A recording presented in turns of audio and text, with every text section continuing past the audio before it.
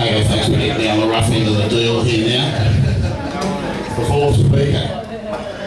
Some say this man can brighten up a room by just leaving it.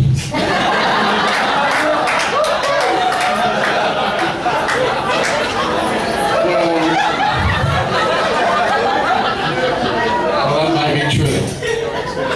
But to the rest of us, he's a champion. This man, would you believe, has such a deep love for the sport of boxing that he wanted tonight to get up and talk about how marriage is like a boxing match.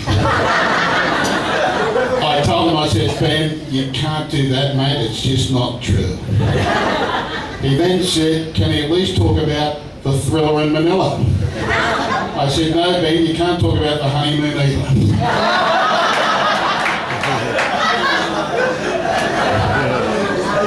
Ladies and gentlemen, the best man, Mr. Ben Schaefer.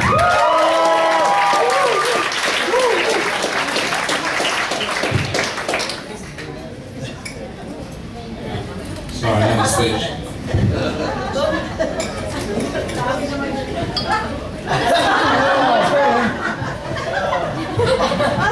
Can you read it?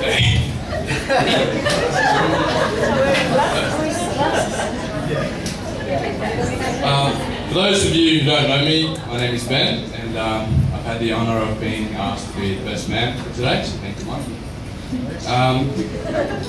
First of all, I just wanted to start by congratulating the bridesmaids who all look beautiful today, as you'll agree. Outdone, of course, only by Jamie. To the groomsmen, I think it was a hard task, but we shaped up pretty good. And of course, to Mikey, at least he turned up, I guess.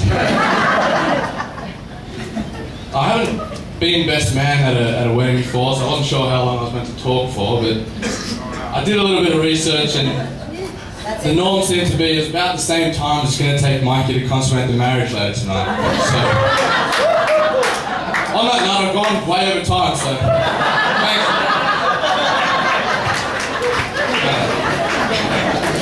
Seriously though, I was told to keep it a little bit short, so Mikey said I could take out the part where I talked about all his ex-girlfriends, which saved me about 6-7 seconds.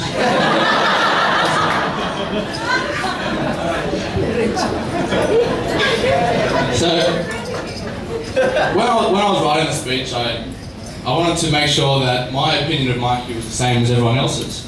So I asked around and I got a few opinions, and words like, friendly, kind, happy, smart, it just didn't seem to come up very often.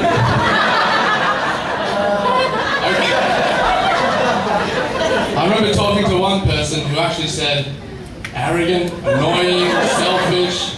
By the way, Jamie, thanks for helping me write my speech. But of course, Jamie wouldn't say those things about Mikey. It was your parents. So. Thanks, John. Thank you. But I've known Mikey for quite a long time, and I remember back at school before I met Jamie, we had a bunch of different techniques that we used to use to try to meet new girls. It wasn't until we stopped using these techniques that we actually met any girls. So, all the single guys in the room, I thought I'd go over a couple of them just to make sure, these are things not to do.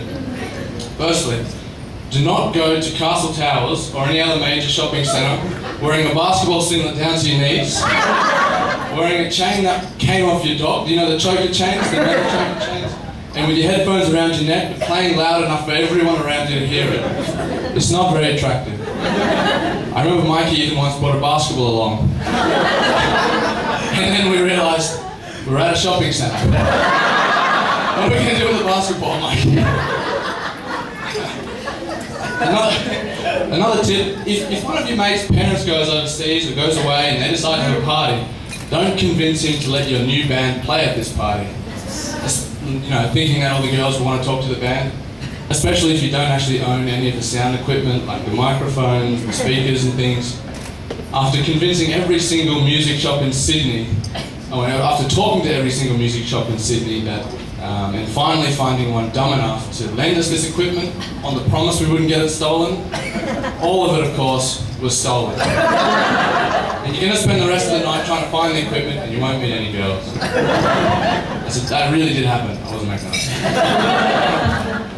And the last tip is actually for the girls. If you find yourself at an older man's house, hanging out with his older friends, and you see a good-looking, maybe a little bit short Filipino guy that you're interested in, and you want to try to impress him, just make sure you lie about your age. As you can see, it works out great. You knew about that, right? No, did you know about that? Okay, sorry.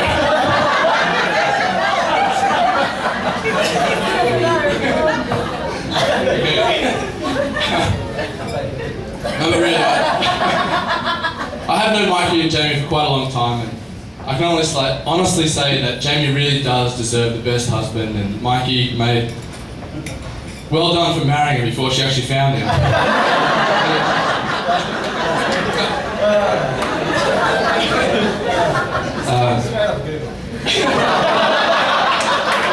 Hey, come on.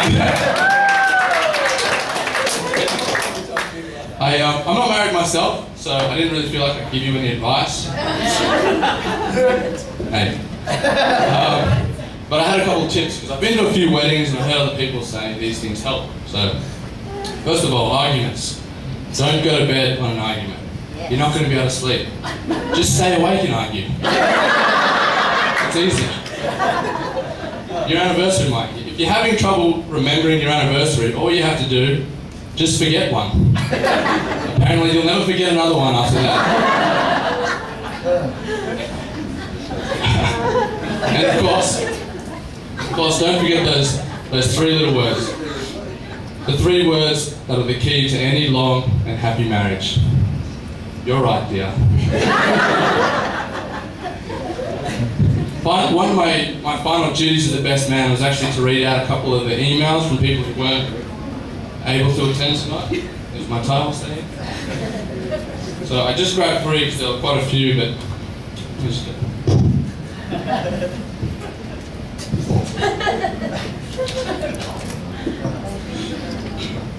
But the first one is to Jamie.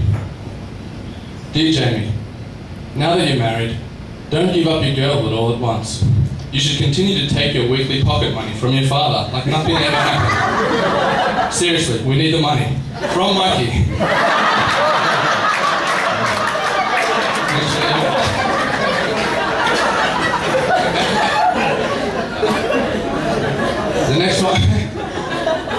The next one's addressed to Mikey. Dear Mikey, how could you do this to us? You said that you were our only girls. Oh well, best of luck. Love from Liz, Gloria, Cindy, Valerie, Kim, Jenny, Annie, Vanessa, Tara, Bruce, and Gary.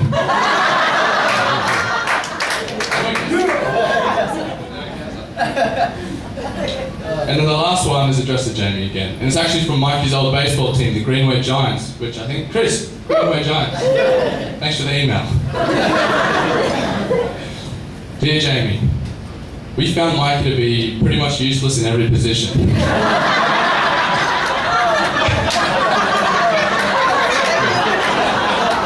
We hope you have better luck.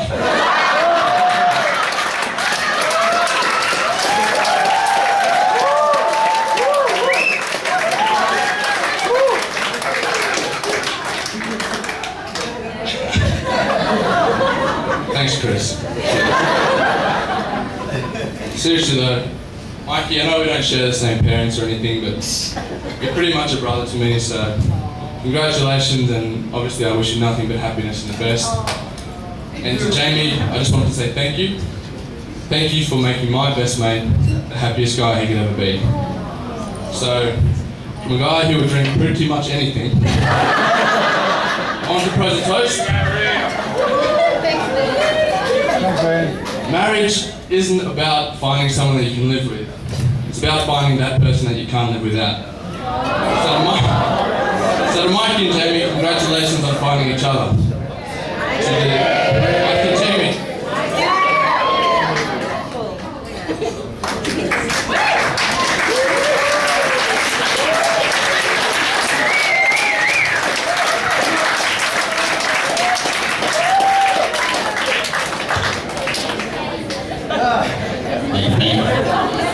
souvenirs. Ladies and gentlemen, on a